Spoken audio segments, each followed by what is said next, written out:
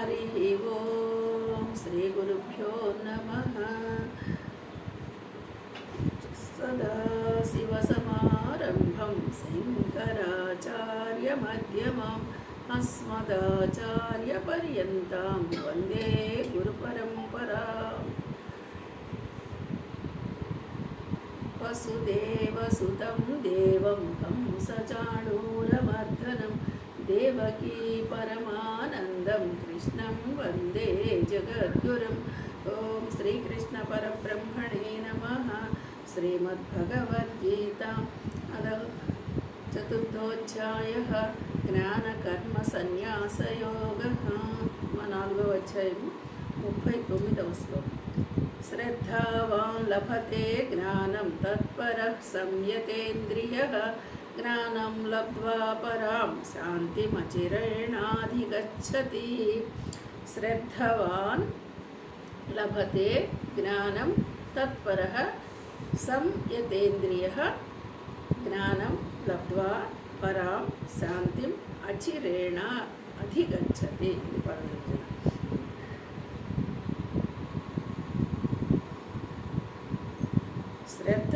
శ్రద్ధ గలవానికి జ్ఞానం ఎవరికి లభిస్తుంది అంటే శ్రద్ధ గలవానికే జ్ఞానం లభిస్తుంది అని మనకి ఇక్కడ చెప్తూ ఉన్నారు. అంటే ఈ శ్రద్ధ కలిగిన వాడు, శ్రద్ధ కలగాలి అంటే మనకేం కావాలి? ఇంద్రియాలని జయించాలి. ఇంద్రియాలను జయించిన వాడికే శ్రద్ధ కలుగుతుంది.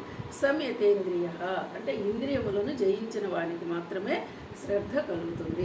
శ్రద్ధ కలిగిన వాడికే జ్ఞానము కలుగుతుంది అని చెప్తున్నారు. అంటే చూడండి, అలా ఇక ఎక్కడ సాధనాపరుడైనటువంటి వాడు శ్రద్ధ కలిగి ఈ తత్వజ్ఞానమును పొందును. ఏ తత్వజ్ఞానము?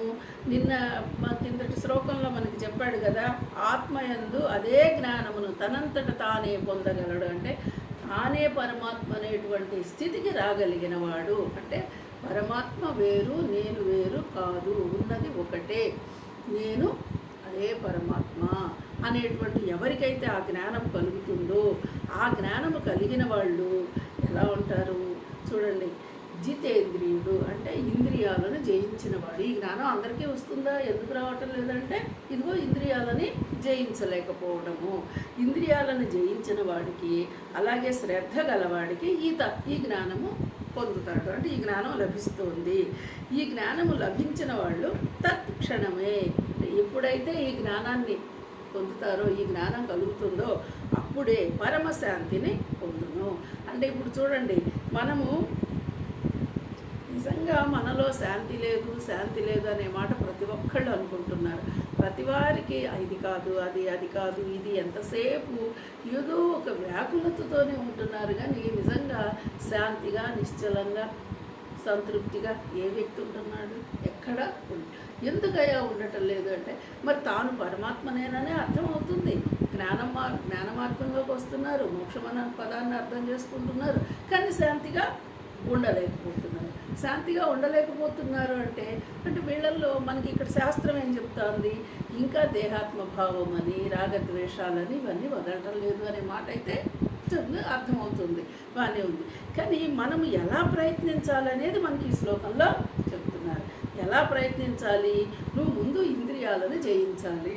ఇంద్రియాలను జయించడం అంటే చూడండి, ఈ ఇంద్రియాల మూలంగానే కదా మనం పడిపోతున్నాము.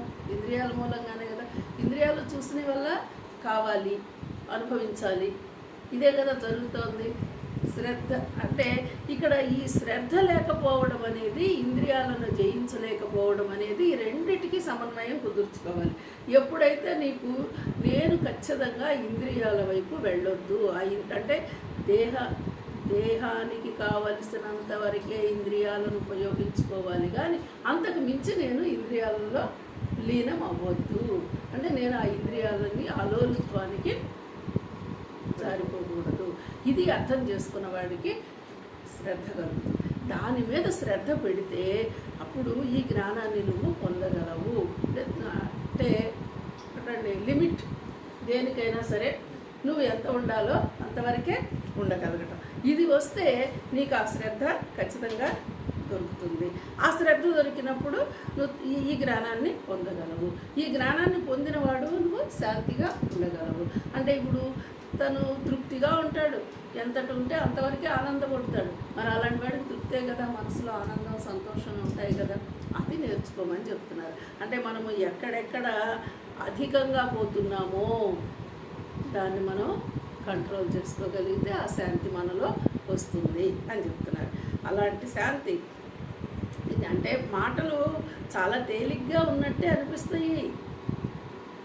సాధన చేయడము అంటే ఇది ఇంద్రియాలని శ్రద్ధ పెట్టడము. మరి నువ్వు చేసేది ఏంటి? నేను చేస్తున్న దానివల్ల ఇప్పుడు ఎందుకు నష్టపోయాను, ఎందుకు నేను ఈ శాంతిగా ఉండలేకపోతున్నానని ఎవరికి వారు ప్రశ్నించుకుంటేనే దీనికి జవాబు దొరుకుతుంది. కానీ కేవలము మనము 10 సార్లు చదివినా విన్నా కూడా ఆ శాంతి దొరకడం కష్టం అన్నమాట. అందుకని ఎవరికి వారు ప్రశ్నించుకోవాలి, ఎందుకు నేను శాంతిగా ఉండలేకపోతున్నాను, ముందు నా లోపం ఏంటి, నేను ఎలా సరిదిద్దుకోవాలి అని చెప్పి నువ్వు దిద్దుకోగలగాలి. ఇది చేసినప్పుడు ఆ పరమశాంతిని పొందగలుగుతారు. ఈ భగవత్తత్వముగా అదే భగవత్తత్వము, అదే జ్ఞానము, అదే నీకు దొరుకుతుంది. అలాంటి జ్ఞానము కలిగిన వెంటనే